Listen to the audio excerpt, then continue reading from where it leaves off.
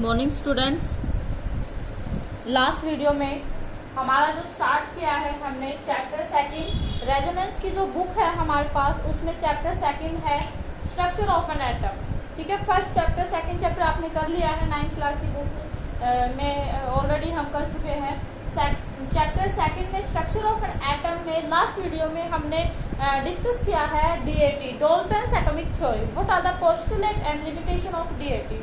ठीक है, और उसके बाद है discovery of electrons, protons, neutrons and Thomson model and Rutherford model. ठीक है, जो आपको 9th क्लास में अच्छे से आपने कर लिया है।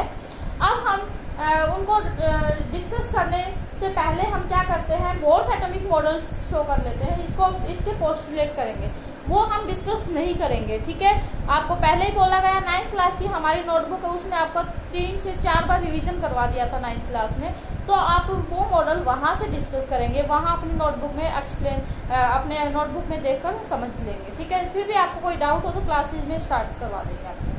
तो हमारा जो नेक्स्ट जो मॉडल है वो क्या है, बोर्स एटॉमिक मॉडल।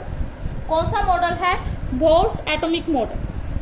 ठीक है, तो ये जो मॉडल आने से पहले कौन सा मॉडल था, आरएफएम का मतलब क्या है, रदरफोर्ड मॉडल। ठीक है, इससे पहले क्या था, रदरफोर्ड मॉडल था जो कि फेल हो चुका था, और उसके फेलियर के क्या क्या रीजन हुए थे कि रदरफोर्ड मॉडल है वो what are the drawbacks of Rutherford model. तो it could not explain the stability of an atom. वो क्या था, रदरफोर्ड ने एटम की स्टेबिलिटी को एक्सप्लेन नहीं कर पाया।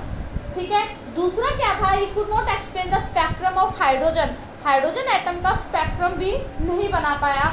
जैसे कोई गैस है, हाइड्रोजन गैस ले ली, उसमें से हमने लाइट पास करवाई, तो लाइट पास करवाने के बाद जो हाइड्रोजन गैस में जो लाइट पास हुई वो डिफरेंट कलर शो कर रही है या नहीं कर रही, डिफरेंट वेव्स की जो लाइट है वो डिफरेंट कलर शो कर रही है। तो ये स्पेक्ट्रम था, तो ये हाइड्रोजन एटम का स्पेक्ट्रम भी एक्सप्लेन नहीं कर पाया रदरफोर्ड मॉडल, और स्टेबिलिटी एक्सप्लेन नहीं कर पाया। ठीक है, तो रदरफोर्ड मॉडल फेल हो चुका है। इन मॉडल्स की जो ड्रॉबैक थी, इनको कमियों को दूर करने के लिए नेक्स्ट मॉडल आया है हमारे पास, बोर्स एटॉमिक मॉडल। जो नील्स बोर था ना, वही है, ये उसी का मॉडल है, बोर्स एटॉमिक मॉडल। इसके कुछ पोस्टुलेट है, इंपॉर्टेंट पॉइंट्स है पोस्टुलेट के, वो हम करेंगे इस वीडियो में। तो आपको क्या करना है, एक बार इसका स्क्रीनशॉट ले लेना है इस बोर्ड का। ठीक है, और उसको अपने फेयर नोटबुक में नोट्स के रूप में लिख लेना है। ठीक है, एक बार इस वीडियो को पॉज करके और स्क्रीनशॉट ले लेना, फिर ये नोट्स है आपकी नोटबुक में डाल देना, नए चैप्टर्स है। ठीक है, और आपको जो एमपीएससी वाले बच्चे हैं, इनको आपको ये भी वीडियो भी करना है, एज वेल एज जो दूसरा वीडियो आएगा सैम्पल पेपर जो मैं करवा रही हूँ दूसरे सेक्शन का, वो वीडियो भी आपको देखकर वो सैम्पल पेपर भी करना है। ठीक है, तो फर्स्ट पोस्टुलेट है बोर्स एटॉमिक मॉडल का कि atom has a centre that is called nucleus. Atom के पास क्या है, सेंटर है, उस सेंटर को हम क्या बोलते हैं, न्यूक्लियस। और न्यूक्लियस के अंदर क्या है, न्यूट्रॉन्स एंड प्रोटॉन्स। तो ये जो पॉइंट था, ये कोई नया पॉइंट तो था नहीं, ये पॉइंट तो पहले ही डिस्कस कर चुका है कौन, रदरफोर्ड का जो मॉडल था उसमें रदरफोर्ड ने ही बता दिया कि एटम का जो होल मास है, जिसमें क्या रहते हैं, न्यूट्रॉन एंड प्रोटॉन, उसको हम क्या बोलते हैं, न्यूक्लियस बोलते हैं। तो ये नई पॉइंट तो था नहीं ये। ठीक है, नेक्स्ट पॉइंट क्या है बोर्स एटॉमिक मॉडल का, electrons revolves in a fixed circular orbit. Electrons क्या करते हैं, रिवॉल्व करते हैं फिक्स्ड सर्कुलर ऑर्बिट्स।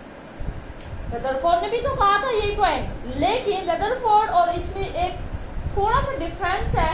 रदरफोर्ड ने बोला था कि electrons revolve around the nucleus in a circular orbit.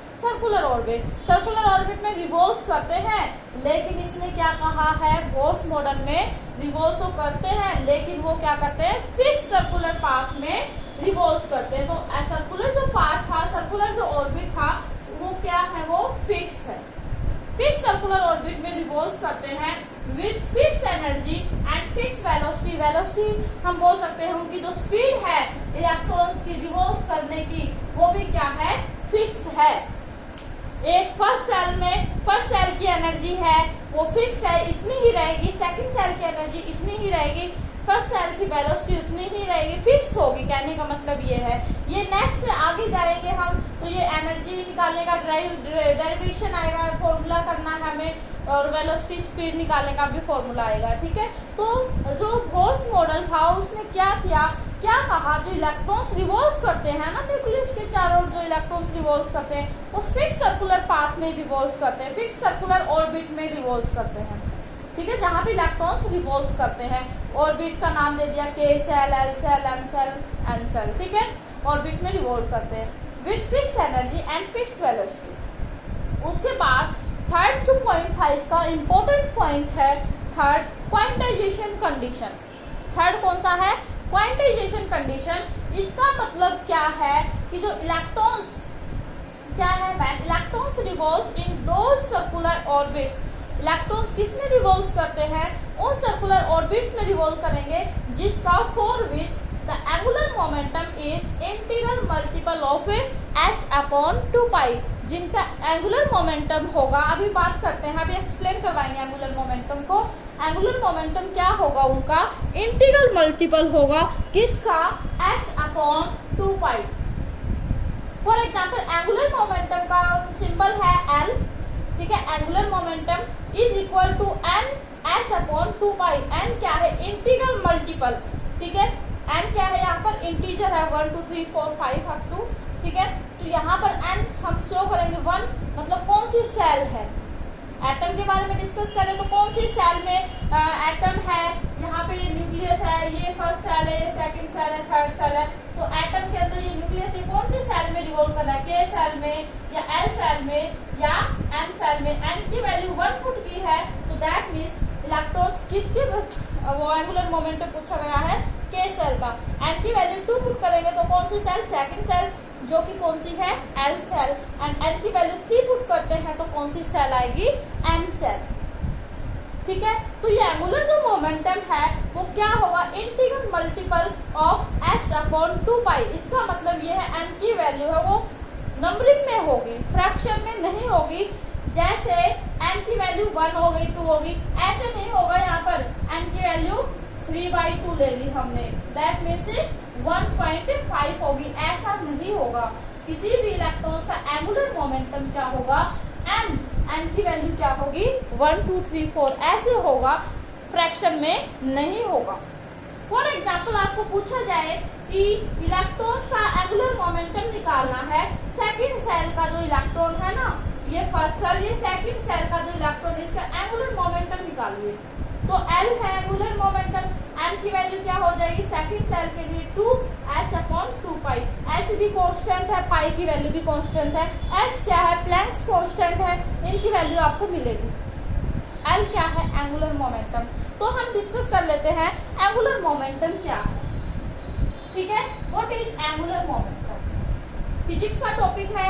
ये जो बोर्स मॉडल है 11th क्लास में भी है और उसका कुछ पार्ट 12th क्लास में भी है, इंपॉर्टेंट है, यहाँ से क्वेश्चन आते हैं मोस्टली। तो एंगुलर मोमेंटम क्या है, मान लीजिए ये हमारा एटम है, इसके सेंटर में क्या है, न्यूक्लियस है। ये जो इलेक्ट्रॉन्स रिवॉल्व करता है, ठीक है, ये इलेक्ट्रॉन्स रिवॉल्व करता है। तो इलेक्ट्रॉन्स जब रिवॉल्व करेगा, इलेक्ट्रॉन्स रिवॉल्व करेगा तो इसकी कुछ ना कुछ क्या होगी, वेलोसिटी होगी, स्पीड होगी। ठीक है, और इस इलेक्ट्रॉन का क्या है, मास भी है।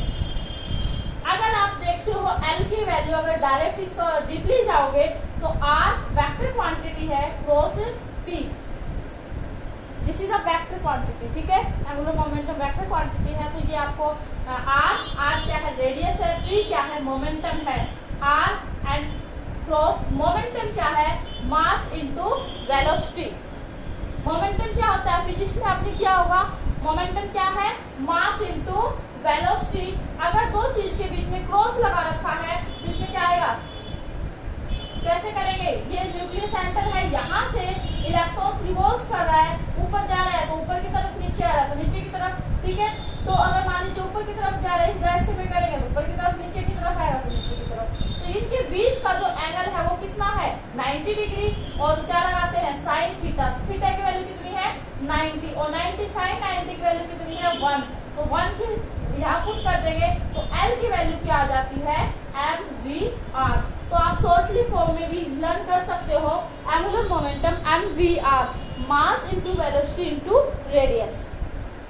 ठीक है, तो एंगुलर मोमेंटम क्या हो गया हमारे पास, ये जो स्टेटमेंट है क्वांटाइजेशन कंडीशन, इसके अंदर L की वैल्यू निकाली है mh/2π।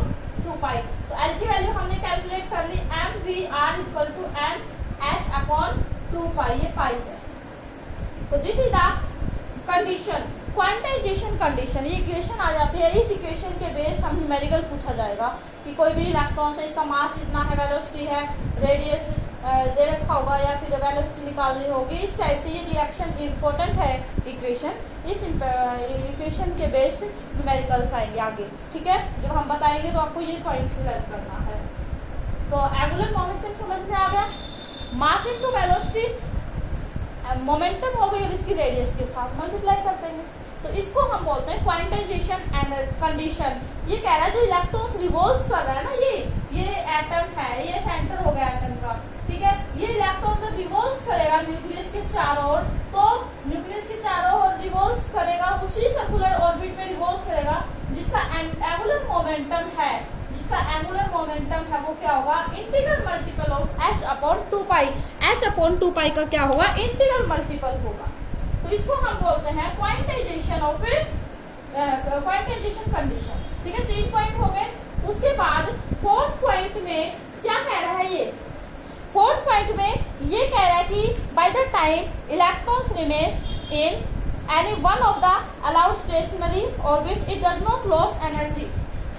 ये इसमें स्टेटमेंट दे रखे बुक में ऐसे कैसे, तो ये कह रहा है कि ये न्यूक्लियस है, न्यूक्लियस के चारों ओर सेल्स है। ठीक है, इन सेल्स में क्या कर रहा है, इलेक्ट्रॉन्स रिवॉल्व कर रहा है।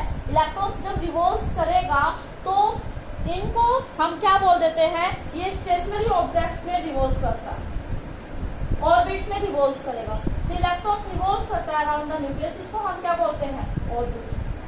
ठीक है, तो सिंपल जब इलेक्ट्रॉन्स रिवॉल्व कर रहा है तो सिंपल ऑर्बिटर है ये, इसको हम क्या बोलते हैं, जिस भी उस ऑर्बिट के अंदर इलेक्ट्रॉन्स रिवॉल्व कर रहा है उसको हम क्या बोलते हैं, ग्राउंड स्टेट। क्या बोलते हैं, ग्राउंड स्टेट। जब तक इलेक्ट्रॉन कोई भी एनर्जी लॉस नहीं करेगा, एनर्जी गेन नहीं करेगा और सिंपल ऑर्बिट के अंदर रिवॉल्व कर रहा है, तो उसको हम क्या बोल देते हैं, ग्राउंड स्टेट। और जब ये इलेक्ट्रॉन एनर्जी लॉस करेगा और किसी दूसरी वो इसमें ऑर्बिट्स के अंदर चला जाएगा, सेल में चला जाएगा, ये इलेक्ट्रॉन था यहाँ पे जंप करके इस सेल में चला गया, तो ये ग्राउंड स्टेट का था पहले, और अब कौन सी स्टेट हो गई, ये एक्साइटेड स्टेट। कौन सी स्टेट हो गई, एक्साइटेड स्टेट। ठीक है, तो ये कह रहा है कि जब इलेक्ट्रॉन्स इसके अंदर रिवॉल्व करता है तो उस एनर्जी को, ये does not loss energy loss जब नहीं करता, तो वो ऑर्बिट कौन सा है, स्टेशनरी ऑर्बिट है। कौन सा, स्टेशनरी ऑर्बिट है, और उसको हम क्या बोलते हैं, ग्राउंड स्टेट। जब इलेक्ट्रॉन लॉस करेगा ये और जंप कर देता है किसी दूसरे ऑर्बिट के अंदर, तो उसको हम क्या बोलते हैं, एक्साइटेड स्टेट। ठीक है, उसके बाद नेक्स्ट पॉइंट ये कह रहा है, जब इलेक्ट्रॉन एनर्जी का इमिशन और एब्जॉर्प्शन, इमिशन एनर्जी लॉस करना, एब्जॉर्प्शन एनर्जी गेन करना, तो ये जो इलेक्ट्रॉन है वो एनर्जी लॉस और गेन तभी करेगा जब ये इलेक्ट्रॉन एक ग्राउंड स्टेट एक ऑर्बिट को छोड़कर कहीं दूसरे ऑर्बिट में जाएगा, उस ही केस में क्या करता है, ये एनर्जी लॉस और गेन करेगा। ठीक है, तो ये 5 पॉइंट थे इसके फोर्थ एटॉमिक मॉडल के पोस्टुलेट। ठीक है, तो आपको लर्न करने हैं और आपकी नोटबुक में राइट करने हैं।